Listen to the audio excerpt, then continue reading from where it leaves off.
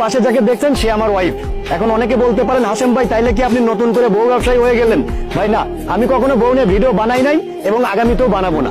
ওকে just একটা কারণে এখানে দাঁড় করাইছি, কারণটা একটু আপনাদেরকে বলে দেই, আপনারা একটু শুনে চলে যান। এই মুহূর্তে আমার এই ভিডিওটা যদি আমার কোনো ছোট ভাই ব্রাদার দেখে থাকো, তোমাদের একটা কথা বলতে চাই, জীবনে প্রেম করে বিয়ে করো না। জীবনে প্রেম করে বিয়ে করো না। 8-9 প্রেমটা কবর দিয়ে দাও, তাহলে বেঁচে যাবে, নাহলে কিন্তু জীবনটা শেষ। এই যে দেখতেছ আমার পাশে, প্রেম করে বিয়ে করছি, দীর্ঘ 3 বছর প্রেম করছি। প্রেম করার পরে বিয়ে করছি। বিয়ে কিন্তু করছি আমি এসএসসি পরীক্ষার 3 মাস আগে। প্রেম করে পীড়িত করে বিয়ে করছি ভাই। পীড়িত করে বিয়ে করলে কি হবে জানেন? আপনার এহকাল, আপনার পরকাল, আপনার সারা জীবন, আপনার বাবা মা, আপনার শ্বশুর শাশুড়ি সবকিছু শেষ। আপনার পুরো জীবনটাই শেষ।